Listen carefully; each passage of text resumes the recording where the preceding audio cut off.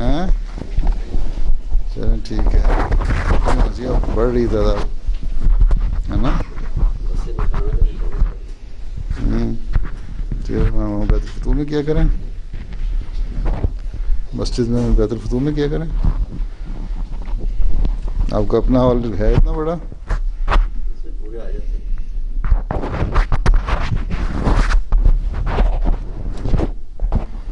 چلیں بیٹھیں، ابھی اتنا چھوٹا نہیں ہوا کہ بے حال ہو جائیں.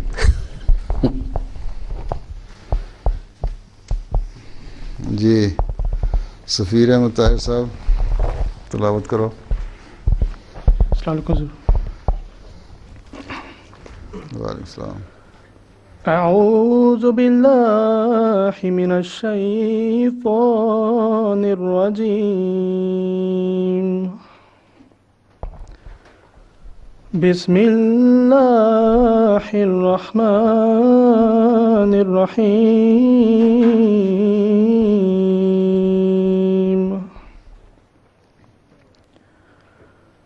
الحمد للہ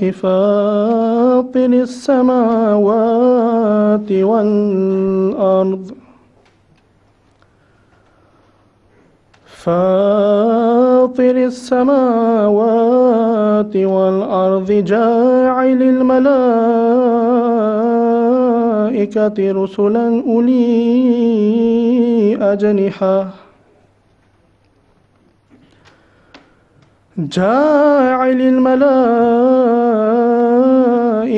رسلا أولي أجنحة مثنى وثلاث ورباع يزيد في الخلق ما يشاء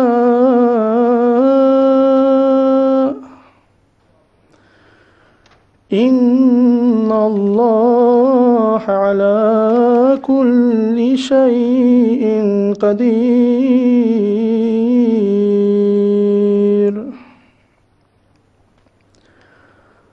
ما يفتح الله للناس من رحمة فلا ممسك لها وما يمسك فلا مرسل له من بعده وهو العزيز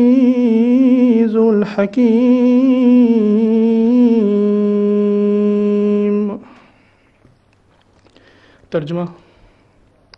میں پناہ مانگتا ہوں اللہ کی دھتکارے ہوئے شیطان سے، اللہ کے نام کے ساتھ جو بے انتہا رحم کرنے والا، بن مانگے دینے والا اور بار بار رحم کرنے والا ہے. کامل تعریف اللہ ہی کے لیے ہے جو آسمانوں اور زمین کا پیدا کرنے والا ہے، فرشتوں کو 2-2 3-3 اور 4-4 پروں یعنی طاقتوں والے پیغمبر بنانے والا. وہ خلق میں جو چاہتا ہے اضافہ کرتا ہے. یقیناً اللہ ہر چیز پر جسے وہ چاہے دائمی قدرت رکھتا ہے.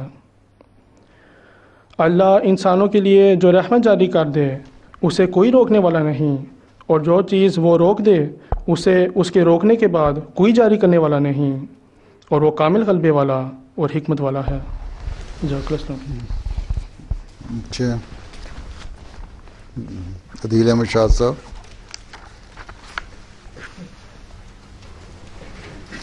السلام علیکم. پہلے ضرور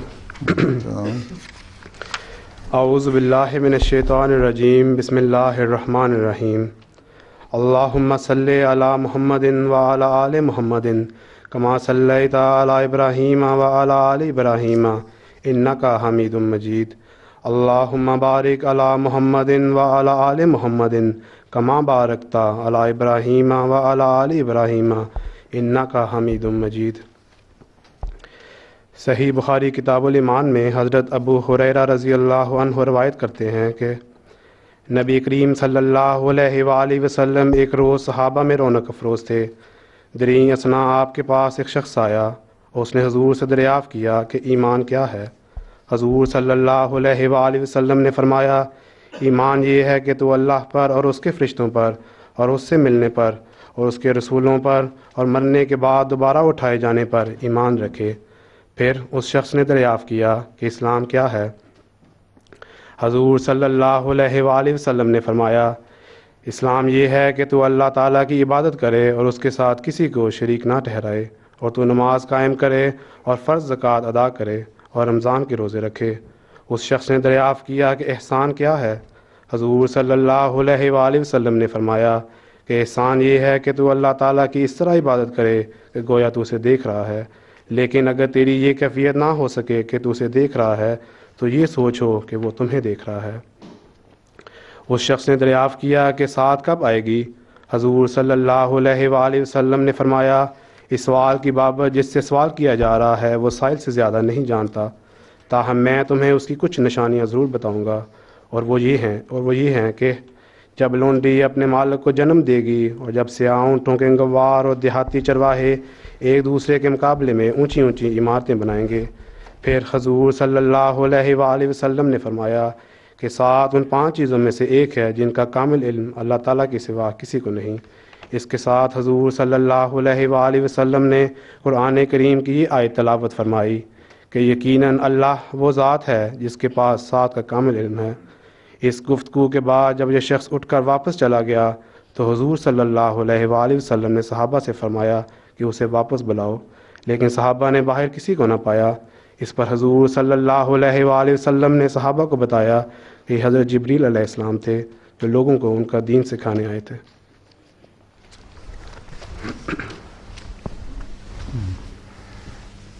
جی عثمان شہزاد بٹ صاحب۔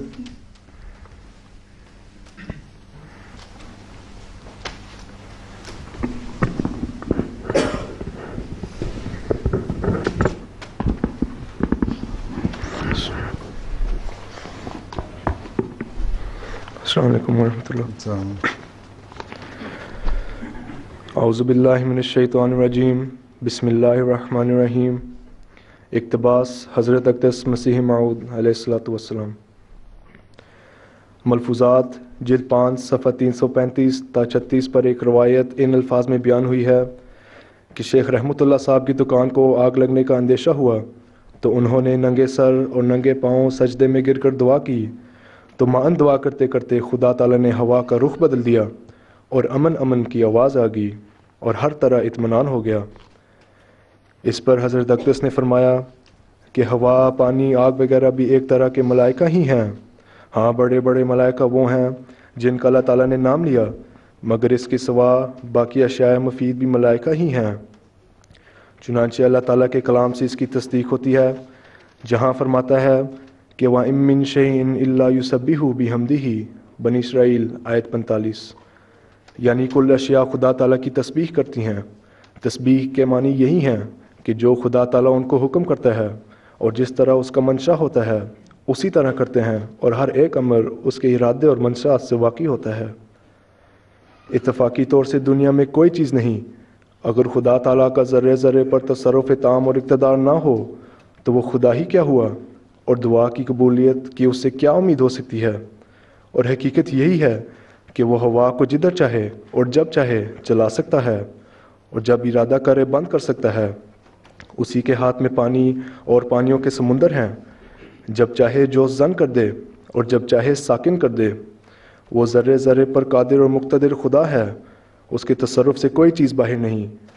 وہ جنہوں نے دعا سے انکار ہی کر دیا ہے ان کو بھی یہی مشکلات پیش آئے ہیں کہ انہوں نے خدا کو ہر ذرے پر قادر مطلق نہ جانا اور اکثر واقعات کو اتفاقی مانا۔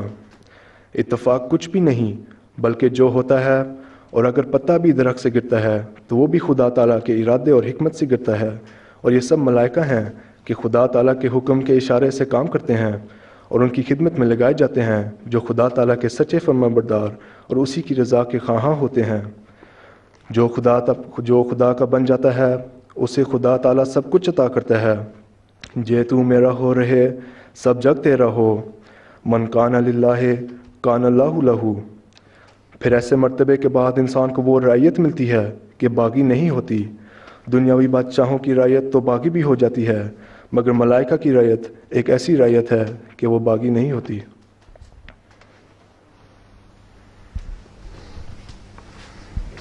اچھا طاہر ربی صاحب کبھی نظم پڑھنے لگے ہو؟ السلام علیکم. السلام.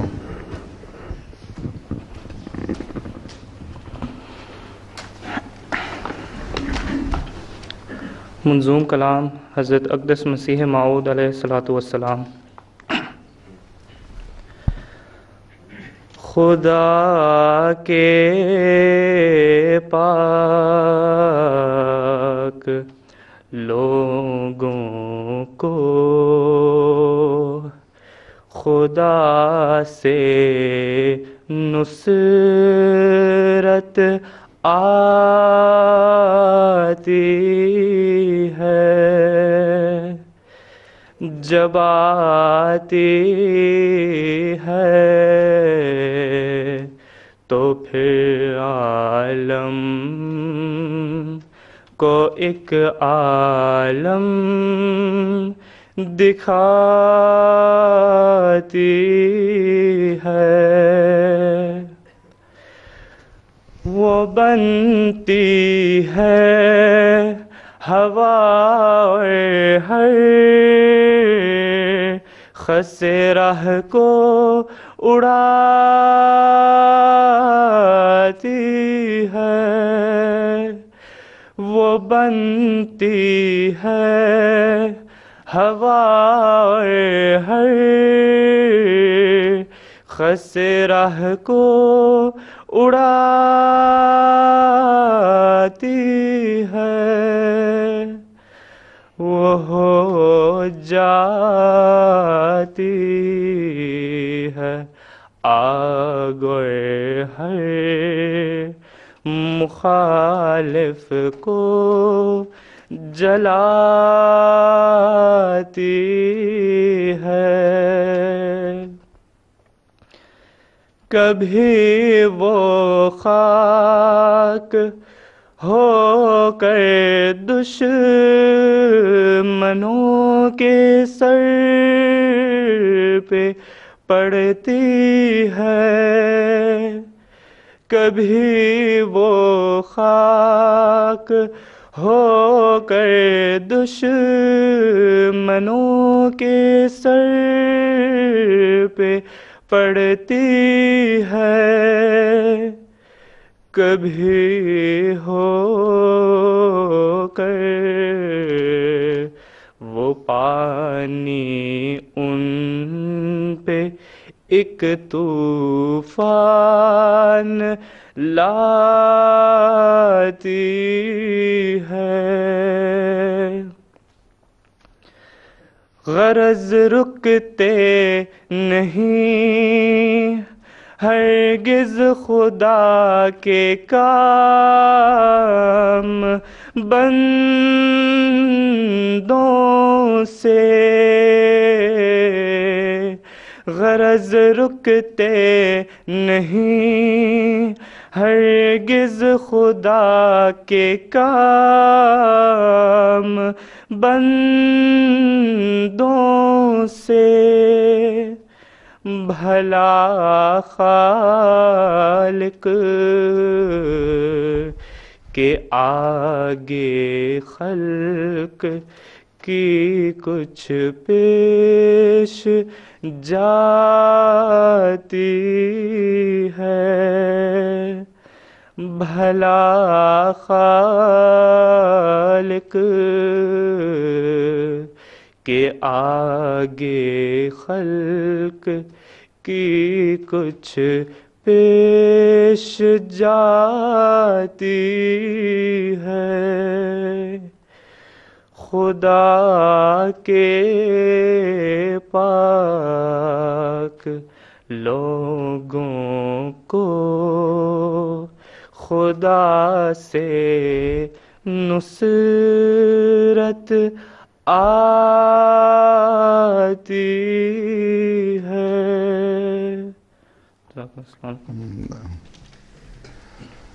اچھا نظموں کی سمجھ آنے لگی تم لوگوں کو؟ امتحان کب ہو رہے ہیں؟ کون سی فروری میں؟ 5 کو، تو 20 دن رہ گئے. جی سر. 20 دن رہ گئے. جی. تو تیاری ہے؟ شروع ہو گئی ہے. شروع ہو گئی ہے. زیادہ گھبراہٹ شروع ہو گئی ہے، تیاری شروع ہو گئی ہے؟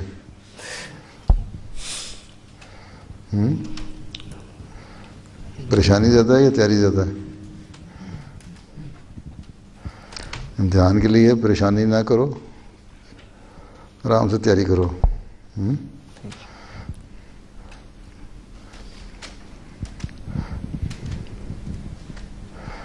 اچھا اسد مجیب صاحب، تقریر کرنی ہے. کتنے مجیب ہیں یہاں؟ 1-2 مجیب تو ہیں، اور تیسرا بھی ہے کوئی؟ علیکم حضور. اعوذ باللہ من الشیطان الرجیم. بسم اللہ الرحمن الرحیم. ملائکہ کی حقیقت اور ان کے وجود کا ثبوت. ملائکۃ اللہ پر ایمان لانا ایمانیات میں داخل ہے. اسلامی نقطہ نظر سے جو شخص ملائکہ پر ایمان نہیں لاتا، وہ چاہے کتابوں پر، رسولوں پر اور دوسرے ارکان ایمان پر کامل ایمان بھی رکھے، تب بھی مسلمان نہیں ہو سکتا، کافر ہی رہے گا. اگرچہ دیگر مذاہب بھی فرشتوں کا وجود کسی نہ کسی رنگ میں تسلیم کرتے ہیں، لیکن ان تمام مذاہب میں فرشتوں کی حیثیت نہایت مشتبہ رہی ہے. کبھی ان کو خالق کا مقام دے دیا گیا، یعنی قابل پرستش ٹھہرایا گیا، اور کبھی ان کو مخلوق تو مان لیا گیا، لیکن پھر انہیں خدا تعالیٰ کی بیٹیاں قرار دے دیا گیا. لیکن اسلام کے ظہور سے فرشتوں کے متعلق تمام غلط عقائد ختم ہو گئے، اور قرآن کریم نے ان کی حقیقت کو کھول کر بیان کر دیا اور واضح کر دیا کہ در حقیقت فرشتے محض اللہ تعالیٰ کی ایک نہایت مطیع اور فرمانبردار مخلوق ہیں، جو اللہ تعالیٰ کے حکم کے بغیر کوئی حرکت نہیں کرتی. قدرت ثانیہ کے دوسرے مظہر سیدنا حضرت مصلح موعود رضی اللہ عنہ نے اپنے مارکۃ الآراء خطاب ملائکۃ اللہ میں فرشتوں کی حقیقت کو قرآن و حدیث کی روشنی میں خوب کھول کر بیان کیا ہے. حضور کے اس مضمون سے خاکسار ملائکہ کی حقیقت اور ان کے وجود کے ثبوت کی بابت چند گزارشات خلاصتاً آپ کی خدمت میں پیش کرتا ہے. ملائکہ کے ضمن میں سب سے اہم سوال جو ذہن میں آتا ہے وہ یہ ہے کہ فرشتے مخلوق ہیں یا نہیں. چنانچہ اسی غلط فہمی کی وجہ سے عیسائیوں کو دھوکہ لگا اور انہوں نے سمجھ لیا ہے کہ روح القدس مخلوق نہیں بلکہ خدا کا حصہ ہے، اور انہوں نے اسے خدا قرار دے دیا.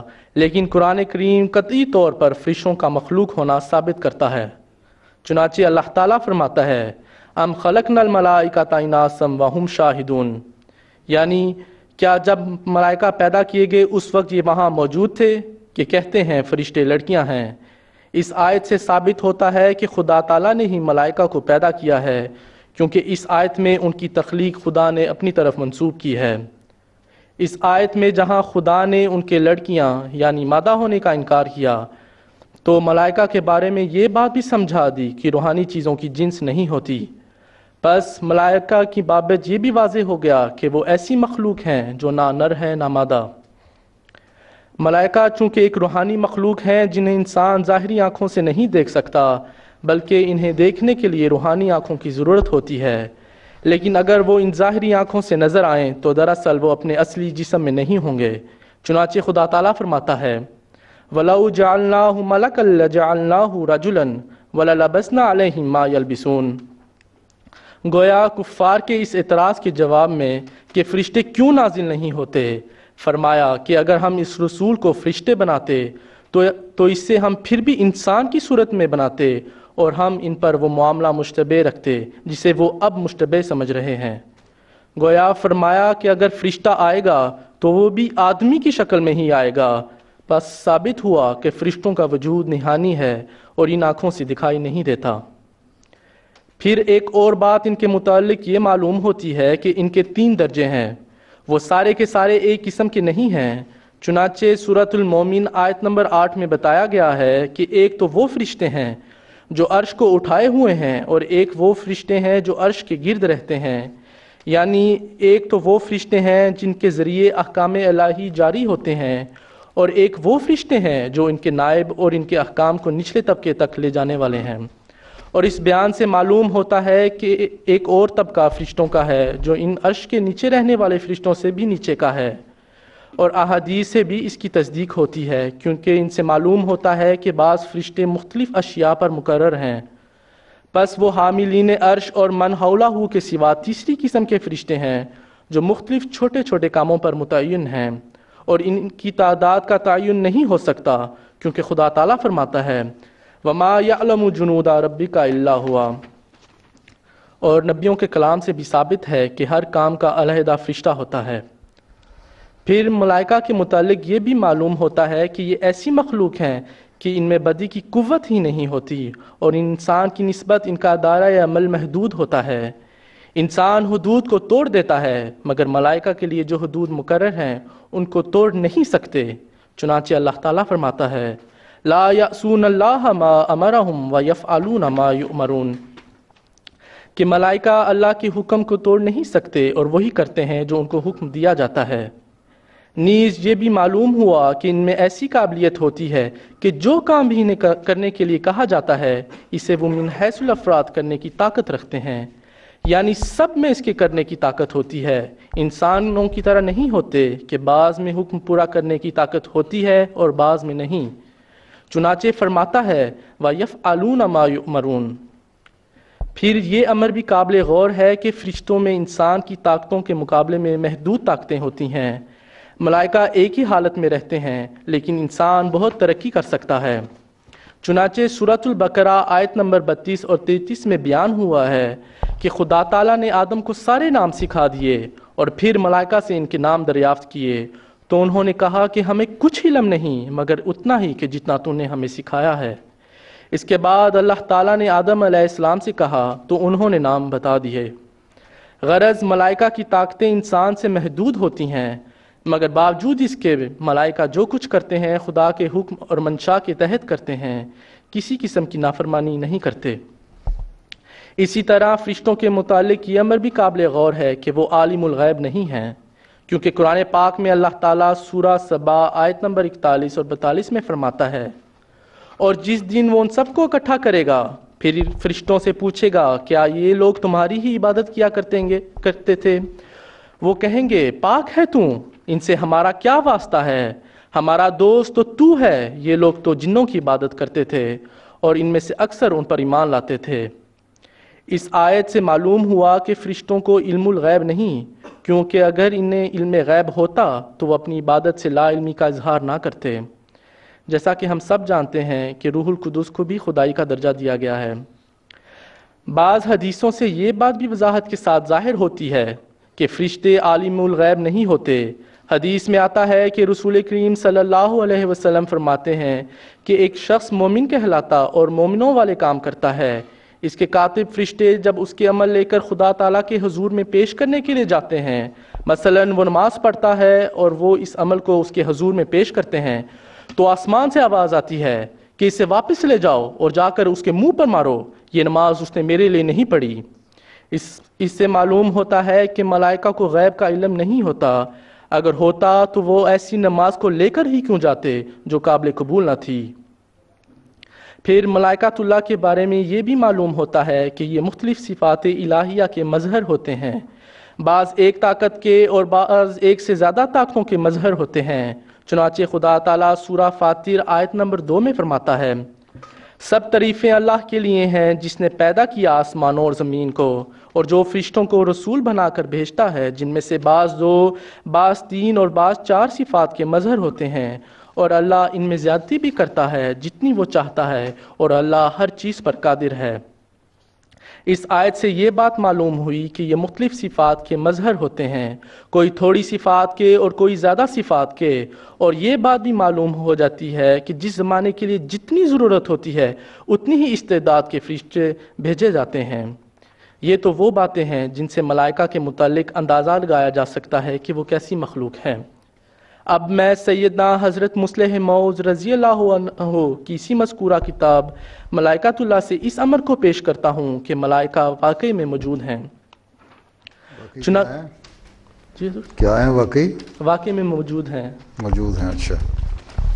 چنانچہ اس سلسلہ میں پہلی بات تو یہ ہے کہ ہم سب جانتے ہیں کہ تمام عالم کا نظام ایک زبردست قانون کے ماتحت چلایا جا رہا ہے، اور وہ ایسا زبردست قانون ہے کہ اس کا انکار ممکن نہیں۔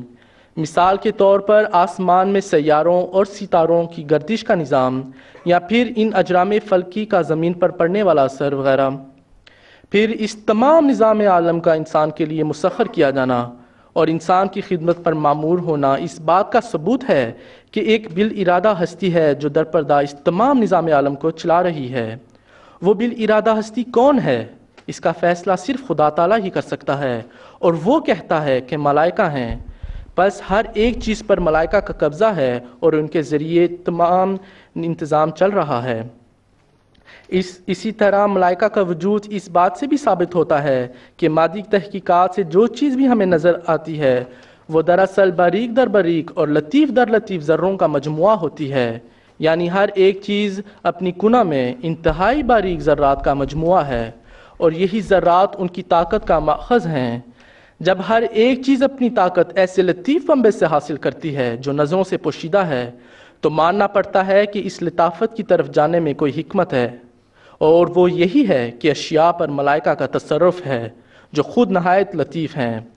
غرض دنیا کی اشیاء کے سلسلے کا باریک در باریک ذرات کی طرف لے جایا جانا بتاتا ہے کہ باریک ہی ان کے منتظم ہوں، اور اشیاء کی لطافت دلالت کرتی ہے کہ ان پر لطیف ارواح ہی کام کر رہی ہیں، اور وہی ملائکہ ہیں۔ پھر معتبر شہادت سے بھی کسی چیز کے ہونے کا ثبوت ملتا ہے۔ مثلاً اگر کوئی شخص لندن سے واپس آ کر کہے کہ لندن ایک شہر ہے، تو لوگ اس کی بات کا اعتبار کر لیتے ہیں، تو پھر ملائکہ کو کیوں نہ مانے؟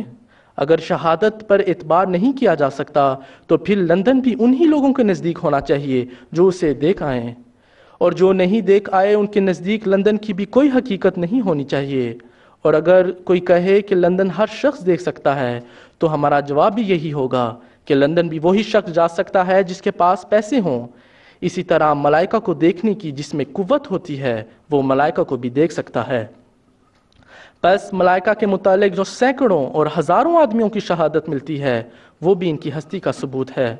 تو اس قسم کی شہادت مادی لوگوں میں بھی پائی جاتی ہے، اور روحانی لوگوں کی تو بہت ہی شہادتیں اس کے متعلق ملتی ہیں کہ یک لخت دل میں تحریک پیدا ہوتی ہے جس کا خیالات سے کوئی تعلق نہیں ہوتا، اور اس پر عمل کرنا پڑتا ہے۔ یہ تحریک ملائکہ کی طرف سے ہی ہوتی ہے، اور یہی ان کی ہستی کا ثبوت ہے۔ وآخر دعوانا ان الحمدللہ رب العالمین۔ بس حضور سوال نہیں کرنے تمہارے سے انہوں نے؟ کیوں کوئی سوال نہیں کرنا؟ اسے اتنا لیکچر دیا اس نے۔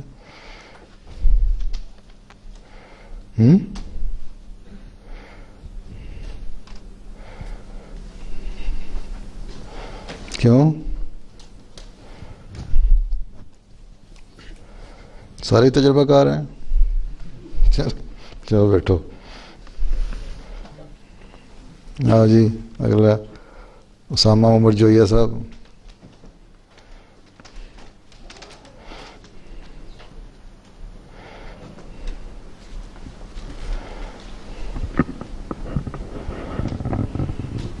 السلام علیکم ورحمۃ اللہ وبرکاتہ۔ اعوذ باللہ من الشیطان الرجیم، بسم اللہ الرحمن الرحیم۔ خاکسار جو مضمون آج آپ کے سامنے پیش کرے گا اس کا عنوان ہے ملائکہ کی ضرورت اور ان کے کام۔ فرشتوں کے ذمہ مختلف قسم کے بے شمار کام ہیں جن میں وہ مصروف رہتے ہیں۔ ان کاموں اور ذمہ داریوں کی جو تفصیل ہمیں قرآن و حدیث سے معلوم ہوتی ہے اس کو خاکسار مختصراً آپ کے سامنے پیش کرتا ہے۔ ملائکہ کے بے شمار ذمہ داریوں میں سے ایک اہم ذمہ داری خدا تعالیٰ کے کلام کو لانا ہوتا ہے، جس کا ذکر خدا تعالیٰ نے قرآن کریم میں اس طرح فرمایا ہے: اللہ یستفی من الملائکۃ رسلا ومن الناس، یعنی اللہ تعالیٰ بنی نوع انسان تک اپنا کلام پہنچانے کے لیے ملائکہ اور انسانوں میں سے رسولوں کو چنتا ہے۔ گویا معلوم ہوا کہ ملائکہ ہی کلام الہی کو لاتے ہیں۔ اسی ضمن میں ملائکہ کا ایک اہم کام یہ بھی ہے کہ وہ انبیاء کے شریر مخالفین پر عذاب لاتے ہیں، کیونکہ رسول چنے جانے کے ساتھ ہی دنیا میں شریر لوگ بھی پیدا ہو جاتے ہیں جو ان رسولوں کو ہر قسم کی تکالیف دینے کی کوشش میں لگے رہتے ہیں۔ چنانچہ خدا تعالیٰ سورۃ الانعام 159 میں فرماتا ہے: یعنی کیا یہ اس بات کا انتظار کرتے ہیں کہ ملائکہ آ جائیں؟ اگر وہ آ گئے تو ادھر وہ آئیں گے اور ادھر وہ تباہ ہو جائیں گے۔ گویا انبیاء کے مخالفین پر عذاب بھی فرشتوں کے ذریعے ہی نازل کیا جاتا ہے۔ جیسے ملائکہ کا ایک کام شریروں کو عذاب پہنچانا ہوتا ہے، اسی طرح ایک کام یہ بھی ہوتا ہے کہ وہ نبی کے سچے متابعین یعنی مومنین کی مدد کرتے ہیں اور انہیں جنت کی بشارت دیتے ہیں۔ چنانچہ خدا تعالیٰ سورۃ حامیم سجدہ آیت 31 اور 32 میں فرماتا ہے، وہ لوگ جو کہتے ہیں ہمارا رب اللہ ہے، پھر وہ اس بات پر قائم ہو جاتے ہیں، کوئی چیز انہیں اس سے پھرا نہیں سکتی۔ ان پر ملائکہ اترتے ہیں اور کہتے ہیں تمہیں جنت کی بشارت ہو، ڈرو نہیں، ہم تمہارے مددگار ہیں، اس دنیا میں بھی اور آخرت میں بھی، اور جنت میں جو کچھ تم چاہو گے وہی تمہیں ملے گا۔ اس سے معلوم ہوتا ہے کہ فرشتوں کا ایک کام رسولوں اور مومنوں کی مدد کرنا ہے۔ اسی طرح ملائکہ رسولوں اور ان کی جماعت کی مدد اس طرح بھی کرتے ہیں کہ وہ ان کے مخالفین کے دلوں میں نبی اور اس کے متابعین کا رعب ڈال دیتے ہیں، جیسا کہ خدا تعالیٰ قرآن کریم میں فرماتا ہے، سَنُلْقِي فِي قُلُوبِ الَّذِينَ كَفَرُوا الرُّعْبَ، یعنی ہم ضرور کافروں کے دلوں میں رعب ڈال دیں گے۔ اور ہمیں اسی ضمن میں قرآن کریم سے یہ بھی معلوم ہوتا ہے کہ خدا تعالیٰ کے ہزاروں فرشتے نازل ہو کر اپنی ذمہ داری کو ادا کرتے ہیں۔ اس کا ایک ثبوت ہمیں یہ ملتا ہے کہ حضرت صلی اللہ علیہ وآلہ وسلم کے زمانے میں ایک شخص آپ صلی اللہ علیہ وآلہ وسلم کے پاس آیا اور کہا، ابو جہل نے میرے اتنے پیسے دینے ہیں مگر نہیں دیتا۔ اس پر آپ صلی اللہ علیہ وآلہ وسلم اس کے ساتھ ابو جہل کے گھر تشریف لے گئے اور اسے کہا کہ اس شخص کے پیسے لوٹا دو۔ ابو جہل اسی وقت اندر گیا اور اس شخص کے پیسے لے آیا۔ اس پر لوگوں نے ابو جہل کو شرمندہ کیا کہ تم تو کہتے تھے کہ مسلمانوں کا مال کھانا جائز ہے، پھر تم نے وہ رقم کیوں لوٹا دی؟ اس پر ابو جہل نے کہا، تم نہیں جانتے کہ اس وقت مجھے ایسا معلوم ہوتا تھا کہ دو بدمست اونٹ میرے سامنے کھڑے ہیں، اور اگر میں نے انکار کیا تو مجھے چیر پھاڑ ڈالیں گے۔ دراصل یہ وہ رعب تھا جو ملائکہ کی طرف سے اس کے دل پر ڈالا گیا تھا۔ پھر ملائکۃ اللہ کا ایک اہم کام توحید الہی کا قیام بھی ہے، جیسا کہ خدا تعالیٰ قرآن کریم میں فرماتا ہے، شاہد اللہ انہ لا الہ الا ہو والملائکۃ واولو العلم قائما بالقسط، یعنی خدا تعالیٰ بھی اپنی توحید پر گواہی دیتا ہے اور ملائکہ بھی گواہی دیتے ہیں۔ گویا ملائکہ توحید کے ثبوت کے لیے اسباب مہیا کرتے ہیں۔ ملائکۃ اللہ کا ایک اہم کام یہ بھی ہے کہ وہ خدا تعالیٰ کی تسبیح و تمجید کرتے رہتے ہیں اور مومنوں کے لیے استغفار میں مصروف رہتے ہیں، جیسا کہ فرمایا، الذین یحملون العرش ومن حولہ یسبحون بحمد ربہم ویؤمنون بہ ویستغفرون للذین آمنوا۔ گویا وہ خاص فرشتے جو عرش اٹھائے ہوئے ہیں اس کے ارد گرد ہیں، وہ خدا کی تسبیح کرتے ہیں اور خاص طور پر ان لوگوں کے لیے استغفار کرتے رہتے ہیں جو ایمان لائے۔ قرآن کریم کے مطابق کچھ عام فرشتے جو اس کے علاوہ ہیں وہ سب کے لیے دعا اور استغفار کرتے رہتے ہیں۔ فرمایا، والملائکۃ یسبحون بحمد ربہم ویستغفرون لمن فی الارض، یعنی یہ فرشتے ان تمام لوگوں کے لیے استغفار کرتے رہتے ہیں جو زمین میں بستے ہیں۔ پھر ملائکہ کے کاموں میں سے ان کا ایک کام انسانی اعمال کو محفوظ رکھنا ہے، جس کا ذکر خدا تعالیٰ نے قرآن کریم میں اس طرح سے کیا ہے، وَإِنَّ عَلَيْكُمْ لَحَافِظِينَ كِرَامًا كَاتِبِينَ يَعْلَمُونَ مَا تَفْعَلُونَ، یعنی تمہارے اوپر فرشتے مقرر کیے گئے ہیں جن کا کام یہ ہے کہ تمہارے اعمال لکھتے رہتے ہیں۔ اسی طرح ملائکہ کے سپرد مندرجہ بالا کاموں کے علاوہ اور بھی بے شمار ذمہ داریاں ہیں جن کا ذکر قرآن و حدیث میں ہمیں ملتا ہے، جیسے انبیاء کی تصدیق ظاہر کر دینا، اور اسی ذمہ داری کو ادا کرنے کے لیے ملائکہ مختلف طریقے اختیار کرتے ہیں، جیسے خواب میں نبی کی سچائی ظاہر کر دینا، کبھی دل میں کسی موقع پر نبی کی سچائی ڈال دینا، وغیرہ وغیرہ۔ پھر خدا کے پیاروں کی محبت دنیا میں پھیلانا، خدا کے پیاروں کی خدمت میں لگ جانا، لوگوں کو دینی و دنیاوی علوم سکھانا، جس کی ایک مثال وہ حدیث ہے جو اس پروگرام کے آغاز میں ہم سن چکے ہیں، اور لوگوں کے دلوں میں نیک تحریکات اور نیک خیالات پیدا کرنا وغیرہ۔ گویا ملائکۃ اللہ کا وجود یوں ہی بے مقصد نہیں، بلکہ ان کا انسانوں کے ساتھ بہت گہرا تعلق ہے۔ اس لحاظ سے فرشتوں کی حقیقت کو سمجھنا اور ان پر ایمان لانا معمولی مسئلہ نہیں جیسا کہ عام لوگ سمجھتے ہیں، بلکہ ملائکہ کا وجود بھی ایک نہایت کارآمد چیز ہے۔ ملائکہ کے کاموں کو مد نظر رکھتے ہوئے اب دیکھنا یہ چاہیے کہ ملائکہ کی ضرورت کیا ہے، کیونکہ جس چیز کی ضرورت ثابت ہو جائے قانون قدرت کے وسیع مطالعہ سے معلوم ہوتا ہے کہ وہ ہونی بھی ضرور چاہیے۔ ایک ضرورت تو یوں بیان کی جا سکتی ہے کہ روحانی اور جسمانی نظام میں مشابہت ہوتی ہے۔ روحانی امور کو جسمانی پر قیاس کر لیا جاتا ہے کیونکہ یہ دونوں سلسلے ایک ساتھ چلتے ہیں۔ جسمانی معاملات میں ہم دیکھتے ہیں کہ ہر امر کے ساتھ اسباب کا ایک وسیع سلسلہ چلتا ہے اور مخفی در مخفی اسباب چلتے جاتے ہیں۔ حتیٰ کہ جسمانیات کے متعلق تو فلاسفر حضرات یہاں تک کہتے ہیں کہ کوئی بات یوں ہی نہیں ہو سکتی بلکہ ہر ایک بات کے اسباب دور دور سے چلے آتے ہیں۔ بس جب جسمانیات میں کوئی بات بغیر سلسلہ اسباب کی نہیں ہوتی تو کیا روحانی امور ہی ایسے ہیں کہ ان میں اسباب کا سلسلہ نہ مانا جائے؟ جب جسمانی امور کا سلسلہ چلتا ہے تو ضروری ہے کہ مشابہت کے لیے روحانی امور بھی چلے، اور روحانی سلسلہ کی آخری کڑی ملائکہ ہی ہیں۔ بس روحانیت کے لیے ملائکہ کی ضرورت ہے۔ پھر ملائکہ کی ایک ضرورت جو بھی بیان کی جا سکتی ہے کہ انسانوں کے وجود میں ایک طرف تو اعلیٰ سے اعلیٰ مراتب کے حصول کی خواہش پائی جاتی ہے اور خدا تعالیٰ سے وصال کی تڑپ ہوتی ہے، اور دوسری طرف اس کی موجودہ کثافت اس وصال کی راہ میں روک ہوتی ہے۔ دونوں امر اس نتیجے تک ہمیں پہنچاتے ہیں کہ انسان اور خدا تعالیٰ کے درمیان ایک واسطہ ہونا چاہیے جو ایک طرف تو مخلوق ہو اور دوسری طرف نیک اور روحانی ہو، اور اس واسطہ کو ملائکہ کہتے ہیں۔ اللہ تعالیٰ سے دعا ہے کہ وہ ہمیں اس مضمون کو سمجھنے کی توفیق عطا فرمائے اور پھر ملائکۃ اللہ کی وجود سے حقیقی فائدہ اٹھانے والا بنائے۔ آمین۔ اچھا جی، سے سوال کرو، کھڑے رہو یہاں۔ کس یہ کلاس کے ہو تم؟ سالسا کے لڑکے کون سے ہیں؟ عبدالوہاب صاحب سوال کریں نا، اسے سالسا کا لڑکا ہے، آپ نے پڑھا ہوگا کچھ۔ اور کون ہے سالسا میں؟ یہ کینیڈا سے صاحب آئے ہیں، یہ پیچھے بیٹھے ہیں بزرگ تمہارے۔ ہاں یہ کیا کون سی کلاس میں ہو؟ رابعہ میں؟ کوئی سوال نہیں کرنا ان سے؟ کیوں؟ وضاحت کر دی ہے؟ مجھے اس خلاصہ سنا تھا جو وضاحت کی ہے اس کا۔ ذرا ملائکہ کے مختلف کام ہوتے ہیں، اور ان میں سے انہوں نے جو واقعہ بیان کیا ہے کہ دشمنوں کے دلوں پر رعب ڈالنا، حضور کریم صلی اللہ علیہ وسلم کا واقعہ ایک بیان کیا تھا۔ کیا واقعہ ہے؟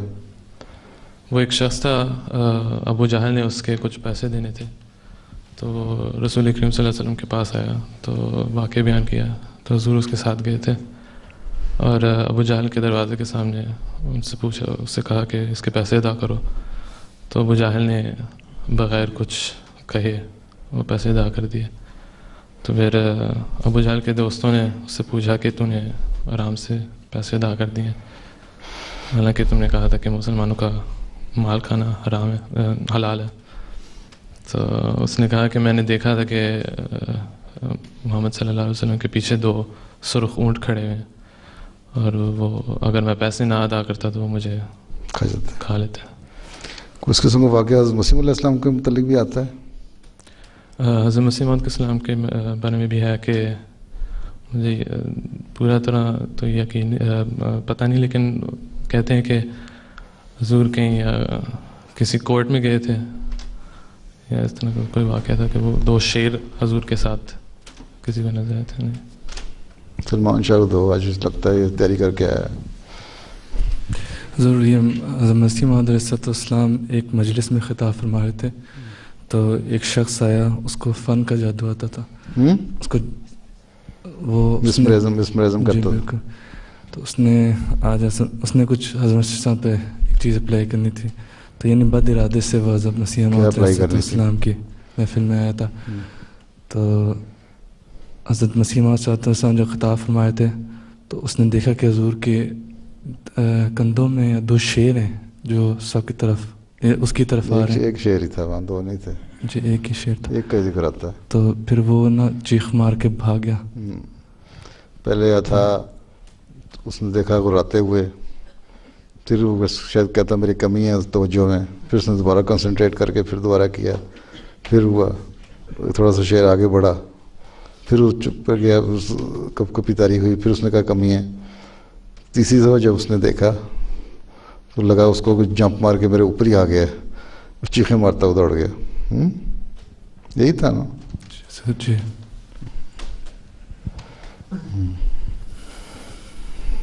اچھا، اور کیا بات بتائی تھی اس نے؟ پہلی بار نے کیا بتائی تھی؟ خلاصہ کیا اس کا؟ پہلی والی یہ بتایا تھا حضور کہ ملائکہ کے مختلف درجے ہوتے ہیں. ایک یعنی ملائکہ کے حدود ہوتی ہیں، ان سے وہ باہر نہیں نکل سکتے. ایک تو یہ بیان کیا نا یہاں، ایک حضرت مسلم موعود کی تفسیر سے، اس کو ایک ماڈرن سائنس کا رنگ دی کے ایکسپلینیشن کی ہے خلیفۃ مسیح رابع نے اپنی کتاب میں.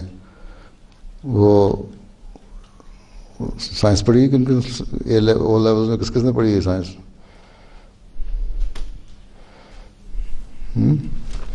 کیا اس میں انہوں نے کیا اس کا وضاحت کی ہے کاشف ورک صاحب؟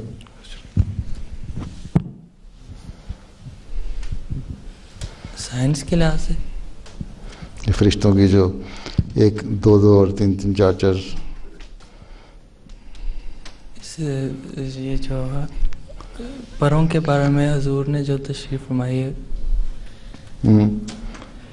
اس کا حضور نے بتایا کہ فرشتوں کی صفات کے بارے میں نہیں، یہ تو بتائی نے اس نے پڑھ کے سنایا. ایک یہ بھی ہے کہ سائنس کے لیے جو کاربن بیسڈ لائف ہے، زندگی ہے، اس میں جو ویلنسیز ہیں ان کا بھی اس سے تعلق ہے، کیونکہ زندگی کا انحصار اسی پہ ہے اور اسی کے لیے فرشتے کام کر رہے ہیں. ہاں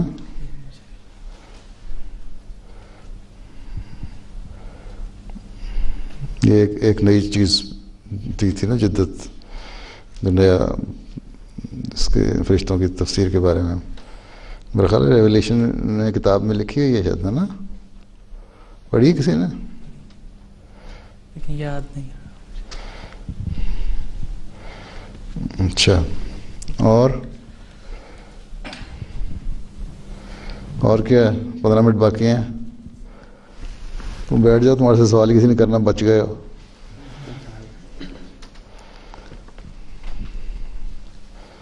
لگتا ہے آج کل صرف امتحان کی فکر ہے بچوں کو. حضور یہ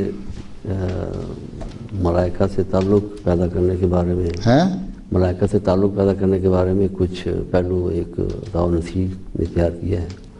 تیار کیے ہوئے؟ جی، اگر آپ پسند کریں تو. کس نے؟ عطاء نصیر. عطاء نصیر. عطاء کون؟ عطاء نصیر. عطاء الحی؟ عطاء نصیر. عطاء النصیر؟ جی، یہ چھوٹا تھا وہ. چلو عطاء النصیر آ جاؤ مولوی صاحب. کیا زبانی کرے گا؟ اچھا، بعض علماء جو ہے نا اچھے، وہ کسی بھی مجلس میں جاتے ہیں نا تو کسی نہ کسی ٹاپک پہ اپنی جیب میں کچھ مواد حوالے لے کے چلے جاتے ہیں تاکہ شاید کوئی موقع مل جائے تو ہم بھی بول پڑیں. ہیں تو یہ تیاری ہمیشہ رکھنی چاہیے. ہیں یا جس ٹاپک پہ بھی کہیں کسی مجلس میں جاؤ اور وہ پتہ لگے گا یہ فلاں فلاں عنوان کے تحت یہ یا موضوع کے تحت یہ کا ہو رہا ہے مجلس، اس کے بارے میں کچھ خود بھی تیاری کر کے لے آیا کرو. شاید تقریر کا موقع مل جائے. چلو. اعوذ باللہ من الشیطان الرجیم، بسم اللہ الرحمن الرحیم. گزشتہ 2 تقاریر میں ملائکہ کی حقیقت، ان کے وجود، ان کے کام اور ان کی ضرورت کے بارے میں دلائل پیش کیے جا چکے ہیں. اب خاکسار حضرت مسلم موعود رضی اللہ تعالیٰ عنہ کے مارکۃ الآراء خطاب ملائکۃ اللہ کی روشنی میں ملائکہ سے مشابہت اور ان کے فیوز کو اپنے لیے بڑھانے کے 10 طریق بیان کرے گا. کیا ان سے؟ ان کے فیوز کو اپنے لیے بڑھانے کے 10 طریق بیان کرے گا. اپنے لیے؟ جی، اپنے ایک انسان کی زندگی کے لیے. ذرا آہستہ آہستہ پڑھنا تاکہ ان کو سمجھ بھی آ جائے. جی اتنی تیزی سے پڑھ رہے ہو کہ سروں سے گزر جائیں گے فیوز سارے. حضور نے ان طریقوں کی بنیاد اس اصول پر رکھی ہے کہ کند ہم جنس با ہم جنس پرواز، یعنی جو ہم جنس ہو جاتے ہیں ان کا آپس میں تعلق پیدا ہو جاتا ہے. غرض ملائکہ جیسے کام کرنے سے ان کی صفات اپنانے سے انسان ملائکہ سے مشابہت اور ان سے ایک تعلق پیدا کر لیتا ہے۔ سب سے پہلے آپ نے حضرت مسیح موعود علیہ الصلاۃ والسلام کا بیان فرمودہ ایک طریق بیان فرمایا ہے کہ انسان اس شخص کی صحبت میں بیٹھے جس پر جبریل نازل ہوتا ہو، کیونکہ اس شخص کی آنکھوں، ہاتھوں، ناک اور منہ غرض ہر ذرے سے ایسی نورانی شعائیں نکلتی ہیں جو قلوب پر اثر کرتی ہیں، اور یہ طریق قرآن مجید کی آیت کونوا مع صادقین سے مستنبت ہے۔ دوسرا طریق یہ ہے کہ رسول کریم صلی اللہ علیہ وسلم پر درود بھیجے، اور اس کا استدلال بھی آپ نے قرآن مجید ہی کی آیت ان اللہ و ملائکتہ یصلون علی النبی یا ایھا الذین آمنوا صلوا علیہ وسلموا تسلیما سے کیا ہے۔ تیسرا طریق یہ بیان فرمایا کہ خدا تعالیٰ کے نبیوں کا پیغام دنیا کو پہنچائے۔ اس کا استنباط حضور رضی تعالیٰ عنہ نے سورۃ الحجر کی آیت 30 سے فرمایا ہے کہ فَإِذَا سَوَّيْتُهُ وَنَفَخْتُ فِيهِ مِن رُوحِي فَقَعُوا لَهُ سَاجِدِينَ، جس میں ملائکہ کا کام نبی کے ساتھ ہوتا ہے، جس میں ملائکہ کا کام نبی کے ساتھ ہونا اور اس کے مشن کی تبلیغ کرنا بتایا ہے۔ چوتھا طریق یہ ہے کہ توحید کی اشاعت کرے۔ آل عمران کی آیت 19 شہد اللہ انہ لا الہ الا ھو والملائکۃ سے حضور رضی تعالیٰ عنہ نے یہ استدلال فرمایا ہے کہ خدا تعالیٰ کی توحید کی اشاعت کرنا بھی ملائکہ کا کام ہے۔ پانچواں طریق یہ بتایا کہ انسان کے دل میں یہ تحریک ہو کہ عفو اور درگزر کو قائم کرے اور بدظنی کو ترک کرے۔ دوسروں کی غلطیوں کو معاف کرنا اور عفو سے کام لینا ملائکہ کو اپنی طرف کھینچتا ہے۔ اس کا استدلال حضور رضی تعالیٰ عنہ نے سورۃ المومن کی آیت 8 وَيَسْتَغْفِرُونَ لِلَّذِينَ آمَنُوا سے عفو نہیں ہوتا، عفو ہوتا ہے۔ عفو بھی نہیں ہے، واو کے اوپر جزم ہے، عفو نہ فے کے اوپر جزم ہے، عفو۔ پانچواں طریق یہ بتایا کہ انسان کے دل میں یہ تحریک ہو کہ عفو اور درگزر کو قائم کرے اور بدظنی کو ترک کرے۔ دوسروں کی غلطیوں کو معاف کرنا اور عفو سے کام لینا ملائکہ کو اپنی طرف کھینچتا ہے۔ اس کا استدلال حضور رضی تعالیٰ عنہ نے سورۃ المؤمن کی آیت 8 وَيَسْتَغْفِرُونَ لِلَّذِينَ آمَنُوا سے فرمایا ہے۔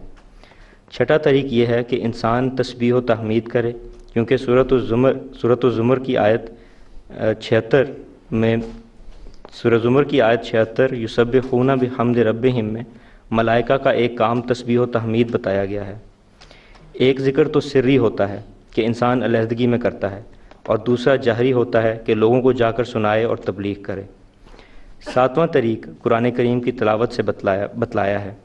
حضور صلی اللہ علیہ وسلم نے فرمایا ہے کہ جہاں قرآن کریم پڑھا جا رہا ہو وہاں ملائکہ نازل ہوتے ہیں۔ آٹھواں طریق یہ بیان فرمایا کہ ان کتب کو پڑھے جو کسی ایسے شخص نے لکھی ہوں جس پر ملائکہ نازل ہوتے ہوں، مثلا حضرت مسیح موعود علیہ الصلوۃ والسلام کی کتب، مگر برکات کے حصول کے لیے کتاب خالی الذہن ہو کر پڑھی جائے۔ نواں طریق یہ بیان فرمایا کہ وہ مقامات جہاں ملائکہ کا نزول ہوتا ہو انسان وہاں جائے۔ اس قاعدے کے تحت نماز جمعہ میں جانا بہت مفید ہے۔ 10واں طریق یہ بتلایا کہ خلیفہ وقت کے ساتھ تعلق ہو اور اس کے ساتھ ذاتی اور دلی وابستگی ہو۔ ظاہری طہارت بھی فرشتوں کے ساتھ تعلق کے ضمن میں بہت عام ہے۔ اللہ تعالی ہمیں حضرت مسیح موعود علیہ الصلوۃ والسلام اور آپ کے خلفائے کرام کے منشا کے مطابق ان فیوز اور برکات کو حاصل کرنے کی توفیق عطا فرمائے۔ 10 منٹ تو پھر رہ گئے۔ تم سلمان شاہ کچھ بے چین لگ رہے کچھ کہنے کے لیے، ہاں؟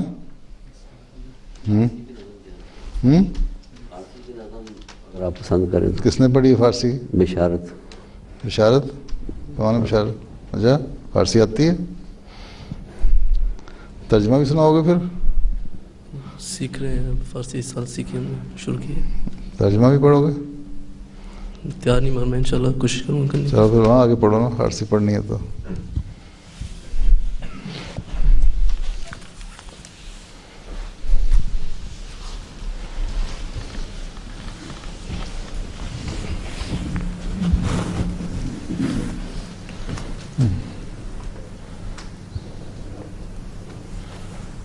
جانو دلم فدائے جمال محمد است، جانو دلم فدائے جمال محمد است، خاکم نثار کوچائے آل محمد است، خاکم نثار کوچائے آل محمد است.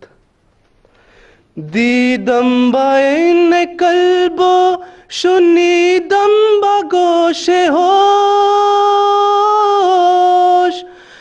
دیدم بعین قلب و شنیدم با گوش ہوش.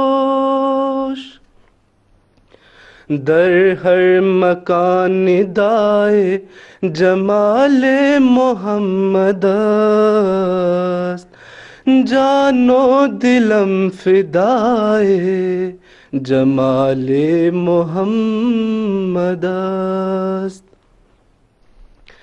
این چشمائے رواں کے بخل کے خدا دے ہم،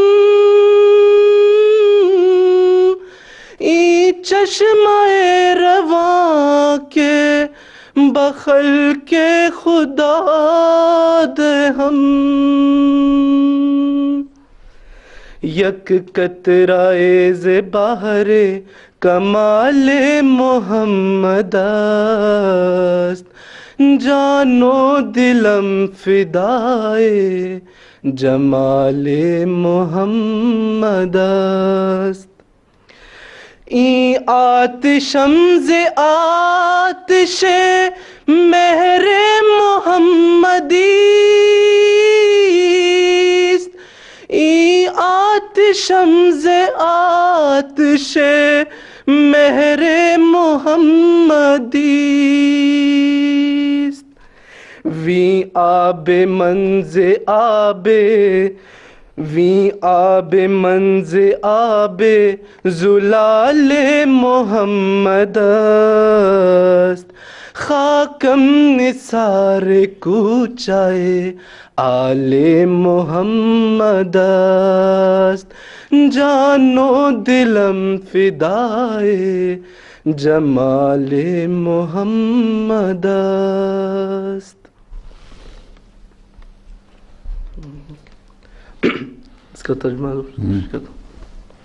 حضرت مسیح علیہ السلام کا پاکیزہ کلام ہے فارسی میں، جو کہ آپ نے حضرت صلی اللہ علیہ وسلم کی مدح میں لکھا. آپ فرماتے ہیں کہ جان و دلم یعنی میری جان و دل فدائے جمال محمد است، حضرت صلی اللہ علیہ وسلم کی خوبصورتی پر فدا ہے. خاکم نثار کوچائے آل محمد است، خاکم یعنی میری خاک حضرت صلی اللہ علیہ وسلم کی آل کی کوچہ پر نثار ہے. پھر فرماتے ہیں دیدم بعین قلب و شنیدم بگوش ہوش. دیدم میں دیکھتا ہوں، بعین قلب اپنی دل کی آنکھ سے، و شنیدم اور میں سنتا ہوں، بگوش ہوش ہوش کے کان کے ساتھ. در ہر مکان ندائے جمال محمد است، کہ ہر مکان سے حضرت صلی اللہ علیہ وسلم کی خوبصورتی کی آواز آ رہی ہے. این چشمہ رواں، یہ جو چشمہ رواں ہے کہ بخلق خدا دہم، جو خدا تعالیٰ کی مخلوق کے لیے ہے. حضور دہم سے میں بھول گیا ہوں، بخلق خدا دہم جو میں دے رہا ہوں خدا تعالیٰ کی مخلوق کو. یک قطرہ ز بحر کمال محمد است، یہ محض ایک قطرہ ہے حضرت صلی اللہ علیہ وسلم کے دریا کے کمال کا. این آتشم ز آتش، یہ جو آگ ہے، ز آتش مہر محمد است، حضرت صلی اللہ علیہ وسلم کی محبت کی آگ سے ہے. وی آب من، یہ جو پانی ہے، ز آب زلال محمد است، یہ حضرت صلی اللہ علیہ وسلم کا ٹھنڈا اور میٹھا پانی، یعنی اس ٹھنڈے اور پانی میٹھے سے ہے. آجو اچھا، ہاں جی، تم کیا کہتے ہو شاہ صاحب؟ اس موضوع سے ایک سوال ہے، اس موضوع سے ہٹ کے. اس موضوع سے ہٹ کے سوال ہے؟ جی. کیوں؟ یہ موضوع پسند نہیں آیا؟ بہت اچھا موضوع ہے. اچھا. فرماؤ. حضور پر نور نے کچھ مہینے پہلے خطبہ ارشاد فرمایا تھا جس میں حضور نے فرمایا تھا کہ مربیان کو اپنی ضروریات اللہ تعالیٰ کے حضور اللہ تعالیٰ سے مانگنی چاہیے، یعنی اللہ تعالیٰ کے حضور پیش کرنی چاہیے. پھر حضور پر نور نے اس پر فرمایا تھا کہ میری ذاتی تجربہ ہے، اس پر مجھے یہ خواہش پیدا ہے کہ ہم سب کے لیے مفید ہوگا. حضور پر نور یہ اپنا کوئی ذاتی تجربہ اللہ تعالیٰ وہ بیان کرتے. جن مربیوں کے میں نے ذاتی تجربے بتا دیے تھے وہ کافی نہیں تھے. کئی ذاتی تجربے ہو جاتے ہیں. آپ ہر وقف زندگی کو ہوتے رہتے ہیں میدان عمل میں.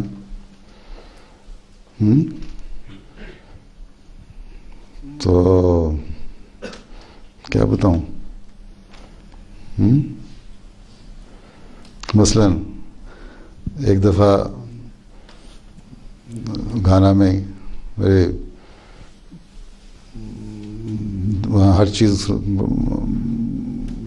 جو حالات تھے اس وقت بڑے ہر چیز کی اسکیرسٹی تھی، بہت کمی تھی ہر چیز کی.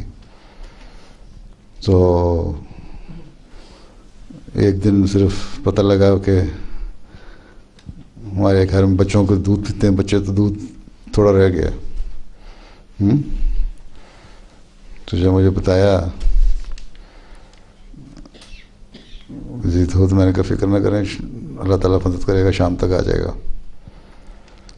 اور اللہ تعالیٰ نے اس طرح کیا کہ ایک ہمارے ٹیچر ہوتے تھے وہاں میں، وہ شام کو آئے، انہوں نے راکٹ اٹھایا 200-300 میل کا سفر طے کر کے آئے بسوں پہ. کہ مجھے خواہش، مجھے صبح صبح ایک دم خیال آیا آج ہی مجھے کموڈیٹیز ملتی تھیں گورنمنٹ سے، یہ دودھ ملا ہے. تو مجھے صبح خیال آیا کہ آپ کے بچوں کے لیے ضرورت ہوگی اس وقت. تو میں کہا پہنچانے کا طریقہ کوئی نہیں اور میں نے آج ہی پہنچانا ہے، تو میں کہ خود ہی لے کے چلوں. تو شام کو لے کے آ گئے، ایک کارٹن تھا. تو اس طرح کی مددیں بھی اللہ تعالیٰ کرتا ہے. ہاں، اور باقی چھوٹی چھوٹی ہوتی رہتی باتیں. اب تو بہت بہتر حالات ہیں. مرزا صاحب رہے ہوئے ہیں اس وقت، ایک کم ڈومرا ہی کھاتے رہتے تھے، وہاں تو اور کوئی چیز ملتی نہیں تھی. ہاں، یہ عام. تو وہاں یہ ہے، اس وقت یہ تھا کہ ایک حالات سے ٹریننگ بھی ہو گئی کہ وہاں کی جو مقامی خوراک ہے وہ کھاؤ، تاکہ جسم کی جو طاقت ہے وہ قائم رہے. اور نخرے سب ختم ہو جاتے ہیں. پھر اگر اچھے حالات ہوں، ہر چیز ملتی ہو، پھر آدمی وہاں کی مقامی خوراک نہیں کھاتا. تو میں تو کھا لیا کرتا تھا ہر چیزوں سے، جو لوگوں کو بعض چیزوں میں سے بو بھی آتی تھی. لیکن وہاں کے اللہ تعالیٰ نے ہر ملک میں ہر جگہ کے لیے ایک خوراک بنائی ہوئی ہے جو ان کو میسر آتی ہے، جس سے ان کی طاقت بحال رہتی ہے، قائم رہتی ہے، کام کرتے ہیں. تو اس لیے ضرور عادت ڈالنی چاہیے جس ملک میں جاؤ وہاں کی خوراک کھانے کی. تم لوگ اتنا یہاں بیٹھے ہو، تم لوگوں کا خیال تم یورپ میں سارے کھپ جاؤ گے، بہت ساروں کو جانا پڑے گا باہر.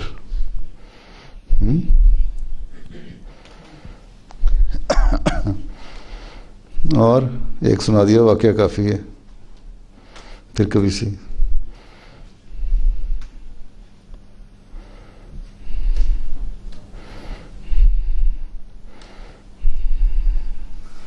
کیوں سعید صاحب آپ ٹھیک ہیں؟ کیا کر رہے ہو آج کل؟ پڑھائی کر رہے ہو؟ امتحان کی تیاری اچھی ہو رہی ہے؟ الحمدللہ.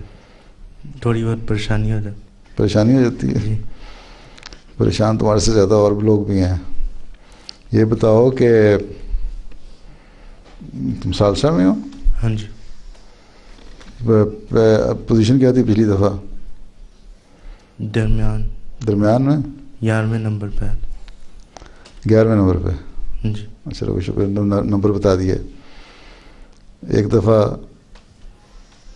ہماری کسی نے دعوت کی گھانا میں، تو کھانا پکا ہوا تھا، بڑا مزیدار کھانا بنایا ہوا تھا. تو میری بیگم نے ان کی بیگم سے پوچھا کہ آپ نے کس طرح بنایا, یہ کیا کیا چیز ڈالنی ہے؟ کہتی ہیں سب مسالے. اچھا پھر کباب تھے, یہ کس طرح بنائے ہیں؟ کہ بس قیمہ لیا, اس میں سب مسالے ڈال دیے, اس کے بعد پانی ابالا, اس کے اندر ڈال دیے, اس کے بعد نکال لیے اور اس کو تل لیے. تو یہ تم لوگوں کو کھانا پکانا نہیں آتا, اس لیے پتہ نہیں کہ کباب اس طرح نہیں بنتے. انہوں نے کہا یہ کون سا طریقہ ہے کباب بنانے کا؟ تو کوئی معین بات نہیں کرتے. شکر ہے تم نے معین کر دی 11, لیکن بعد میں پتہ لگا کہ وہ ان بیچاری کو کھانا پکانا نہیں آتا, ان کے خامند نے کھانا پکایا ہوا تھا.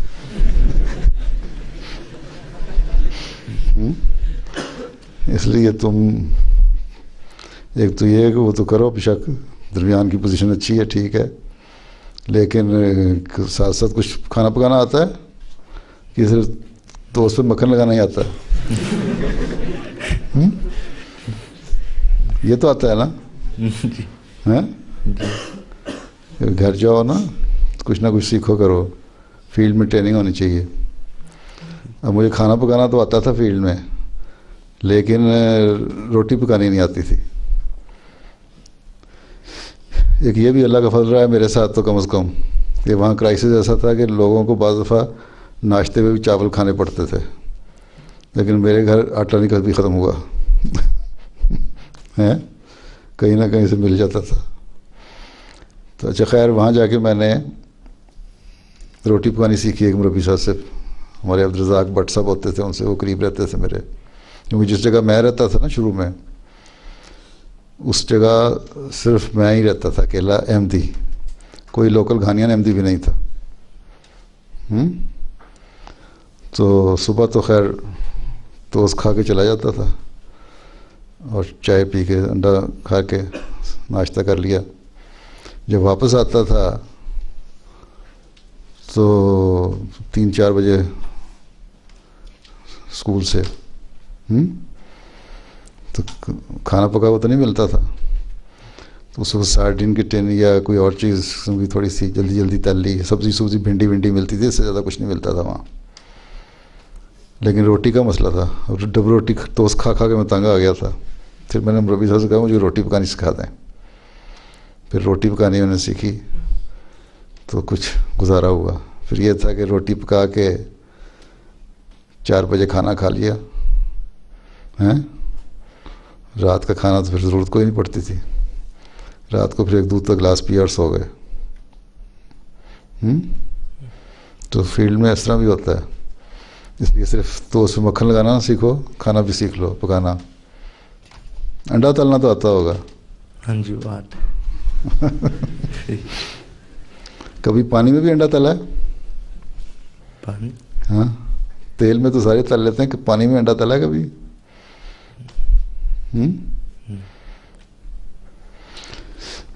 یہ بھی تجربہ کرو. بعض دفعہ تیل نہیں ملتا, مطلب ہم جب پڑھتے تھے تو جیب خرچ ایک معین ملتا تھا, اس میں شروع میں تو اچھے پیسے ہوتے تھے, تو مکھن میں انڈا تل کے کھا لیا, خود ناشتہ تیار کرتا تھا میں.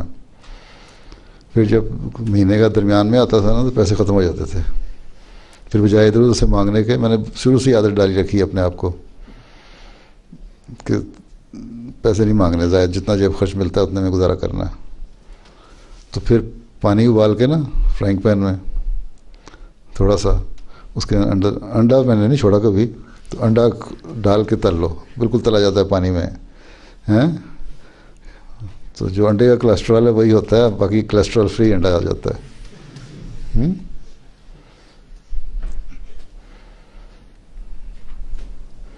کس کس کو کھانا پکانا آتا ہے؟ لنگر خانے میں ڈیوٹیاں دیتے رہے وہ, آلو گوشت پکانا نہیں سیکھا؟ میں نے تو کھانا پکانا لنگر خانے کی ڈیوٹیاں دے کے جلسوں پہ سیکھا ہے اکثر. اس دفعہ کس کس کی لنگر میں ڈیوٹی تھی؟ کھانا پکوانے پہ, روٹی پکوانے پہ, دونوں پر؟ پیڑے بنانے تو آ گئے ہوں گے. تو سالن بنانا نہیں آیا؟ سالن بھی دیکھا تھا, خود بھی بنایا. کتنا آلو ہوتے ہیں, کتنا گوشت ہوتا ہے ایک دیگ میں؟ زیادہ میں نے دیکھا جو پیاز بہت ڈالتے ہیں اس میں جو آلو گوشت کا بنتا تھا، باقی سب مسالے ہوتے ہیں، مسالے اور پھر اس کے بعد گوشت اور آلو. چلو شکر ہے تم تو مرد ہو، سب مسالے کے علاوہ گزارا ہو جائے گا، اور جب عورت کہتی ہے نا سب مسالے، بڑا مشکل ہو جاتا ہے. اس کا مطلب پھر خامد کو کھانا پکانا پڑتا ہے. چلو پھر اللہ حافظ.